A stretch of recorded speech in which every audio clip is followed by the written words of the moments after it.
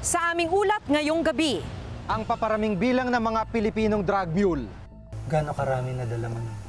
80 lang. 80 pieces. Mga ilang gramo yun? May isang kilo. Kulang 1 kilo.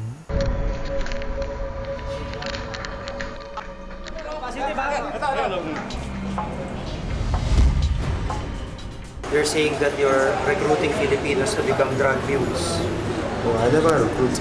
I don't know about recruiting. So what are you doing in the Philippines?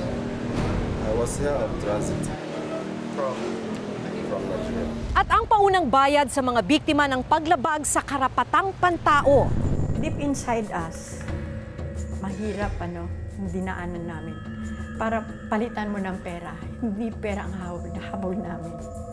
Ang habol namin, total justice. Sa buong mundo, nasa mahigit 80 Pilipinong naharap sa parusang kamatayan dahil sa kasong drug trafficking. Karamihan sa kanila naging drug mule o lumulunok ng droga, maipuslit lang sa ibang bansa. May pag-asa pa kayang mailigtas sa mga Pilipinong nalinlang ng mga sindikato ng droga?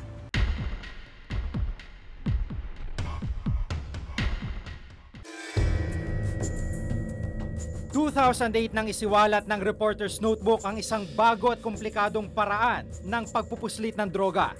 Gumagamit ang ilang sindikato ng human courier na lumulunok ng droga para maipuslit ito sa ibang bansa. Drug mules ang tawag sa kanila. Ilan sa kanila, mga Pilipino. Makalipas ang ilang taon, patuloy pa rin nabibiyag sa ganitong kalakaran ang ilang Pilipino. 2 taon ng drug mule si Jeff ng isang West African drug syndicate na nakabase sa Malaysia. Na-recruit daw siya ng isa pang Pinoy na ginagamit rin ng sindikato. Kwento pa niya, kakaibang pagsasanay ang naranasan niya sa ilalim ng sindikato. Ang ginawa sa akin sa Vietnam, pinagayat ako ng carrots na 100 pieces. Nakasing lalaki nung capsule na lulunukin ko. Tinisting nila ako kung makakaya kong lumunok. Tapos yun, after 1 week, pinrasis na nila yung ticket ko papuntang Brazil. Gano'ng karami na dala mo nun? Actually, mga 80 lang. 80 pieces. Mga ilang gramo yun? May isang kilo. Kulang 1 kilo. 80 piraso ng cocaine capsule ang ipinalunok sa kanya para ipuslit mula Malaysia papuntang Vietnam. Anong pakiramdam habang nasa biyahe ka tapos punong-puno yung tiyan mo ng droga? Talagang parang mainit sa katawan, hindi ka makakaligan, hindi ka makakain. Kasi pag kumain ka, baka busog na busog ka na. Ginagawa, yung inaano na lang yung pagkain, yung ginugulo mo na lang yung pagkain sa aeroplano. Para hindi maghinala sa iyong mga flight attendants na hindi ka makakain. Base sa classified documents na nakuha ng Reporter's Notebook noon, itong x-ray sa tiyan ng isang mule. Kitang-kita kung paano pinagkakasya ang tinatayang may 1 kilo ng capsulized heroin o cocaine. Ang pinakamalaking capsule ng cocaine o heroin, hindi nilulunok, kundi pinapasok sa ari o puwitan ng mule. Halos 2 taon na ring nagsisilbing drug mule si Jeff. Kadalasang ipinupuslit raw nilang heroin at cocaine. Ang kita, depende kung saan nagmumula at ipapadala ang droga. Pag Asia to Asia lang halimbawa, Malaysia to China, o kaya ay Vietnam to China, mga lang yun, 2,500 to 3,000 US dollars. Pero pag naman, manggagaling naman yung drugs ay South America, halimbawa Brazil or Peru to Asia, mga mga 5,000 to 6,000 USD yung binabayad. Minsan na rin naging mule si Rene, hindi rin niya tunay na pangalan. Pero tumigil na raw ito 1 taon na nakakaraan dahil sa takot na mahuli. Nagsisilbi siya ngayong asset ng PNP at pakay raw niyang makatulong upang matigil ang operasyon ng sindikato ng droga dito sa bansa. Nakakawa kasi yung mga Pilipino, sila lang nakukulong. Wala naman nakukulong ng mga Nigerian. Kaya naisip ko, para maiba naman, Nigeria naman ang ating ipakulong. Para malaman nila na biktima lang ang mga kababayan natin dyan. Kapit lang sila sa patalim. Dumarami na kanila nare-recruit, nakakuha na rin sila ng mga contacts dito at kaya dapat talaga silang bantayan. It's a cause for concern because marami tayong mga pagkakataon din nakita na Pilipino na nagre-recruit sa kapwa Pilipino. Na Pilipino na nagtatrabaho sa ilalim nitong mga West Africans at other international drug trafficking organizations. Inilapit namin sa Anti-Illegal Drug Special Task Force ng Philippine National Police o AIDSOT ang planong entrapment sa mga recruiter na Nigerian ni Jeff at Rene. Isang entrapment operation laban sa mga recruiter umanong West African nationals ang binuo. Huwag ka magbibigay ng signal kung wala tayong makikita na ebidensya sa kanya. Kasalukuyan tayong bumabiyahe papunta sa isang lugar sa Cavite na sinabing meeting place nitong mga miyembro ng West African Drug Syndicate at itong mga Pilipinong drug mule. Ngayon ay katatawag lamang nila at mukhang apuradong-apurado sila na mahawakan na yung pera kapalit naman ng drogang ibibigay nitong mga Nigerians. Pagdating namin sa lugar, nagabang munang lahat sa susunod na mangyayari. Sa pamamagitan ng aming surveillance camera, nakuna namin ang paglitaw ng isa sa mga sinasabing membro ng West African Drug Syndicate sa harap ng isang tindahan. Maya-maya pa'y nagkita na sina Rene, Jeff at ang Nigerian. Naglakad na rin sila palayo. Sa isang karinderya, naidokumento rin namin ang kanilang transaksyon. Maya-maya pa'y umalis na mga ito para kunin ang 1 kilong item o droga mula sa isang maliit na bar na malapit sa karinderya.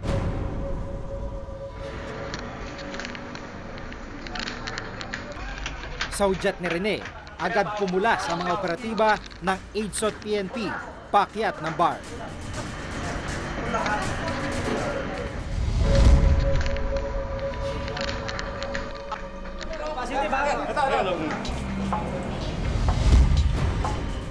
They're saying that you're recruiting Filipinos to become drug mules.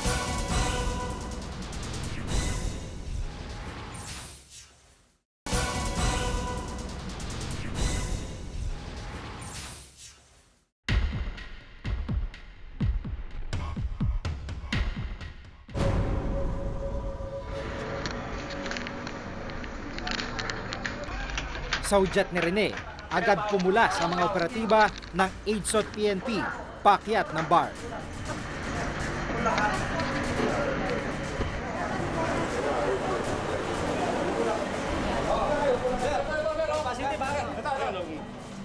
Agad dinakma ng mga pulis ang 3 West African nationals. Kinilala mga ito na sina Victor Oko, isang Nigerian, Pedro Mandes, Guinea national, at Bob Douglas, isang South African national. They're saying that you're recruiting Filipinos to become drug mules. Oh, I never recruit.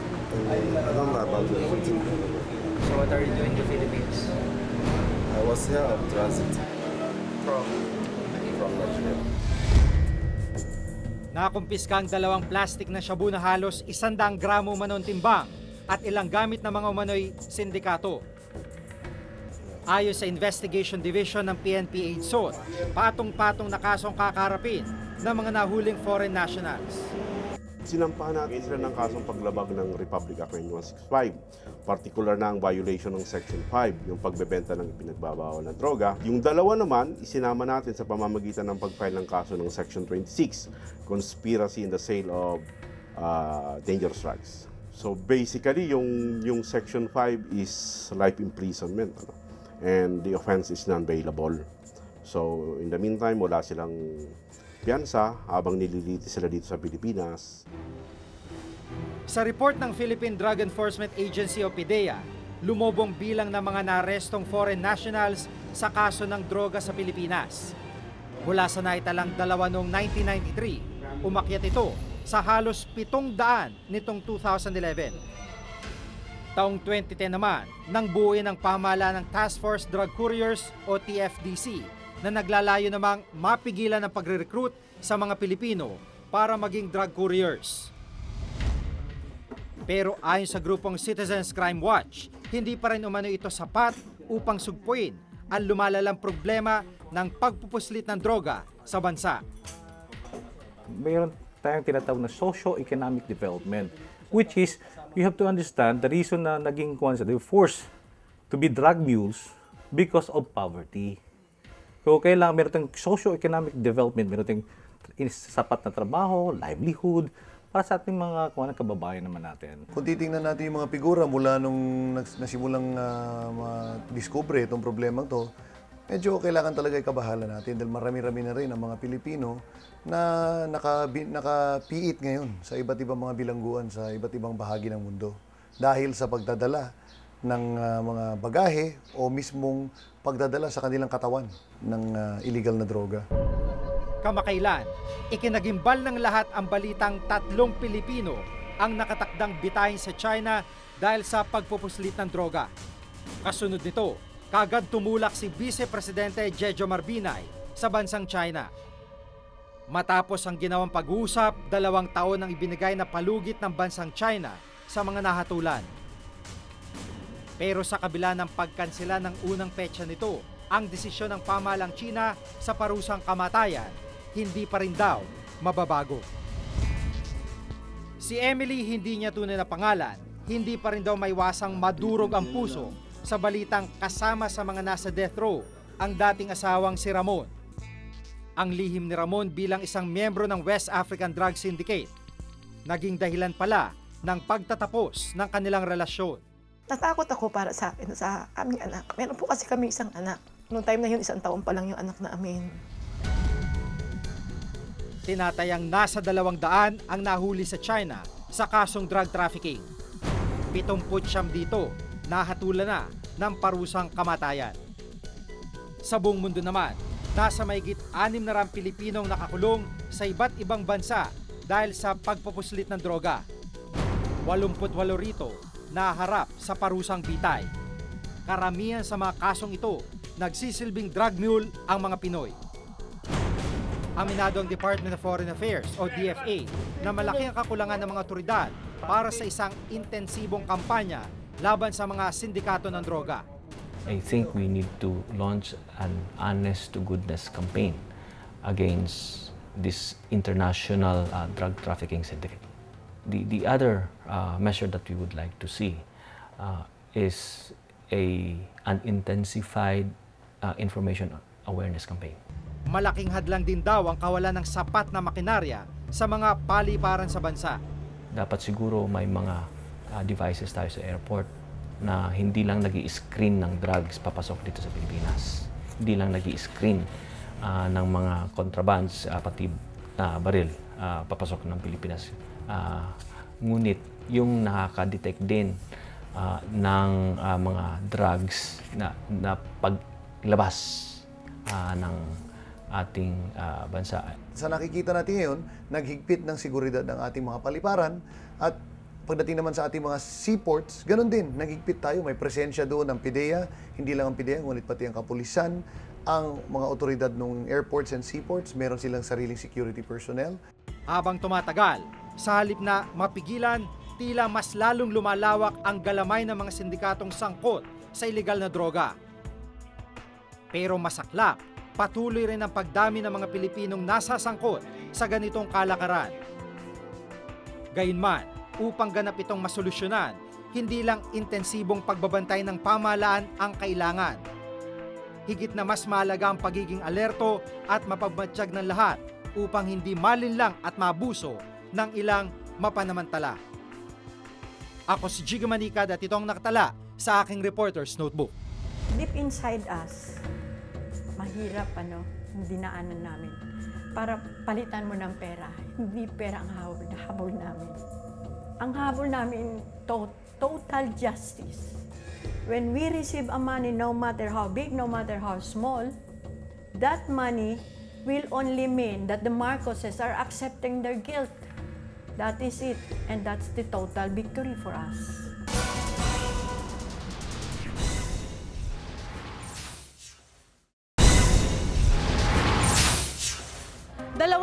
limang taon matapos ang batas militar, makatatanggap na ng paunang bayad ang mga biktima ng paglabag sa karapatang pantao.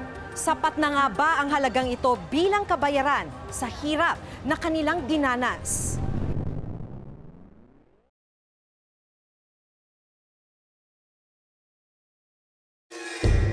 Dinakip at ikinulong. Pilit pinaamin sa akusasyong rebelyon. Ilang beses umanong binugbog at pinahirapan sa loob ng kulungan. Ito ang mapait na karanasan ni Ronaldo noong panahon ng martial law.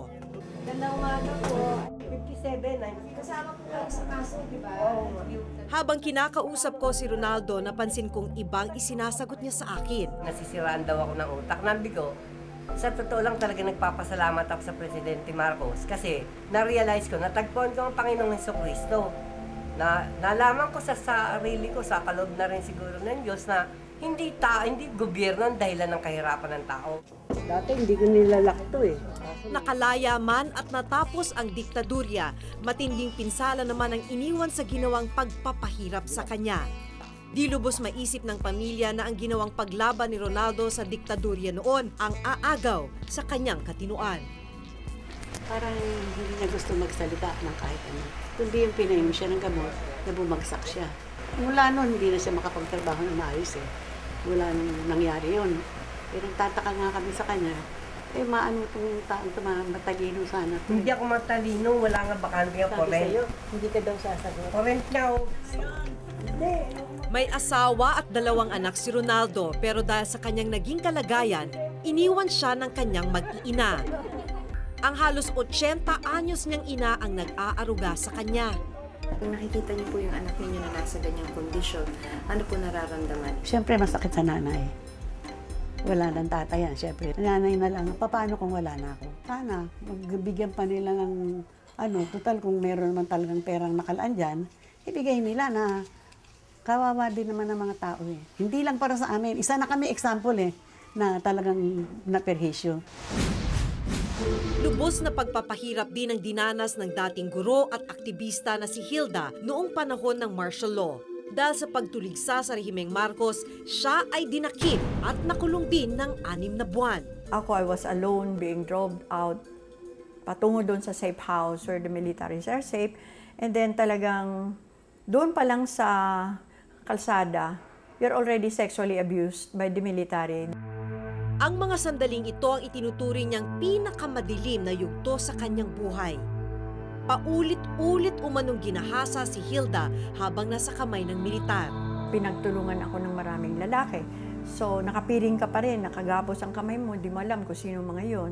Maligo ka, lahat pala sila nakatingin. Hindi pa paalis sa iyo yung piring ng mata mo. Ang hirap damahin yung pagkatao mo. Parang hindi ka tao eh. Para kang mas mababa pa sa hayop ang pakiramdam mo. Kabilang sina Hilda at Ronaldo sa mahigit 7,000 biktima ng paglabag sa karapatang pantao noong martial law. Sa paghahangad ng hustisya, nagsampa ang libo-libong biktima noong 1986. Mahaba ang biyaheng nilakbay ng paghahanap ng katarungan. Pero matapos ang 25 taon, mabibiyayaan na ng compensation ang mga biktima. Ang pangunahin namin inabol ay yung makonvict, mapatunayan sa pamamagitan ng kaso na yon na talagang nilabag ng diktadurang Marcos yung karapatang pantao. Maraming biniktima, napatunayan yon. So yun ang isang moral political victory. Parang bonus na lang nagkaroon ng desisyon yung korte na bayaran. Noong nakaraang buwan, iniutos ng US Hawaii District Court na bayaran ng $10 milyong ang human rights victims ng martial law. Halaga ito ng lupang nasamsam umano ng mga Marcos sa Texas at Colorado gamit ang nakaw na yaman. $2.5 million ang mapupunta bilang kabayaran sa mga proseso ng kaso, habang ang natitirang $7.5 million o humigit kumulang 323 million pesos ay paghahatian ng mahigit 7,000 biktima. Bawat biktima ay makatatanggap ng $1,000 o humigit kumulang 43,000 pesos. Ngayong March 1, 2011, matapos ang 25 taon, ito ang kauna-unahang pagkakataong makakatanggap ng compensation ang mga human rights victims ng martial law. Ever popular Hilda Narcisa. Bakas sa mukha ng mga biktima ang pananabik sa matagal ng hinihintay na kabayaran. Bagamat para kina Hilda at Ronaldo, hindi pa rin sapat ang kabayarang ito sa dinanas nila noon. Maraming salamat at meron. Pero sa totoo lang kulang. Wala na, nasira na yung buhay niya. No matter how big the money is, no matter how small the money is, it can never compensate the damage done to us. It can never surface the dead. It can never surface the disappeared. It can never ease away all the pains that we have undergone. Kung tutuusin, barya lamang ang natanggap ng mga biktima sa iba pa sanang naibigay sa kanila. 1995 nang mapatunayan sa Federal Court ng Hawaii na sangkot ang dating rehimen sa paglabag sa mga karapatang pantao bilang kabayaran sa mga biktima. 2 bilyong dolyar ang igagawad sa kanila mula sa mga umano'y nakaw na yaman ng mga Marcos. Pero hindi pa nababawi ang kabuang halagang ito. Mabagal masyadong humusga ang ating mga korte. Dapat bilisan. Kung may mga pagkukulang man ang PCGG, at marami ito, no? Marami ring pagkukulan ang ating sistema ng katarungan. Bukod sa mabagal na pagbawi sa mga sinasabing ill-gotten wealth, hindi rin kinakitaan ng pagpupursige ang ibang nagdaang administrasyon upang ibigay ang mga benepisyong dapat sanay matanggap pa ng mga biktima. So it's only under President Noynoy, for the first time, the PCGG did not question itong napanalunan namin. All throughout the other administrations, question ang gobyerno. Sa kabila nito, may iba pang biktimang tila malabo nang mabayaran pa. Mahigit 6 na taon ang binuno ni Tatay Pablo sa loob ng kulungan noong martial law. Pinuno siya ng samahan ng mga kabataan noon at napagbintangang nagtatago ng armas ng militar. Yun yung umpisan bugbugin, tapos namalayan ko lang, dami na, putok na yung tenga ko. Ano na ako, manid na sa akin, nangitim na yung buong mukha ko. Sa galit niya, parang may fly siya. Ginanyan yung ipin. Nabunit yung isa, dugo. Piniring mata ko, pinapasok ko sa isang lityo. Talagang nararamdam ko, kinakagat na ako ng mga uod-uod. Umaga, binuksan rin ng kinuryente na ako pinalakas-lakas sabay kuryente naman. Namatay ang kanyang asawa habang siya'y nakakulong at hindi na rin niya nakita ang mga anak. Mag-isa ngayon sa buhay at nagsisilbing volunteer sa bantayog ng mga bayani, umaasa sa mga mag-aabot ng tulong sa kanya.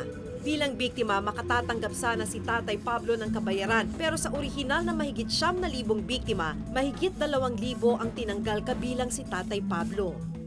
Nung una, bagal-bagal nga, kaya kami nakiusap na kung hindi kayo mag-a-apply, sasabihin ni Marcos, pagtatawanan lang tayo, wala namang naghahabol sa amin. So finally, nakakonvince kami ng mga close to 10,000. Doon, hindi naman basta nag-apply ka, approved ka agad. Nagpadala rito ng marami mga tinatawag na assessors, in-examine yan. Then they made the recommendations to the judge. And about 2,000, I think, knocked off. Nakaligtaan ko na mayroon palang panawagan 1990 na hindi lang ako binigyan ng notisya. Umaasa pa rin si Tatay Pablo na mabibigyang hustisya ang naranasang pang-aabuso noon. Sinasabi lang, claimants, hindi ako kasali na naman. So, ano ba ito sabi ko? Ito na ba talaga kapalaran ko? Asan ang hustisya? Natanggap po sa kanila, wala. Ang mga tulad niya, maaari sanang mabigyan pa ng kompensasyon kung maipasa ang isang panukalang batas. Ang Human Rights Compensation Bill simula pa noong 1998, makailang beses nang inihain ang panukalang ito na naglalayong bahagian ng mga biktima ng human rights violations. Pero hanggang ngayon, nananatili itong nakabinbin. Yung hundreds of millions of dollars na nakuha from Switzerland, ibinigay lahat trust fund for land reform. We want to get enough from that fund para mabigyan naman ng something substantial. That money will only mean that the Marcoses are accepting their guilt. That is it. And that's the total victory for us. This is a matter of business na ito. Ang mga nangyayari, kasi they want to claim something, so they're trying to get the human rights people.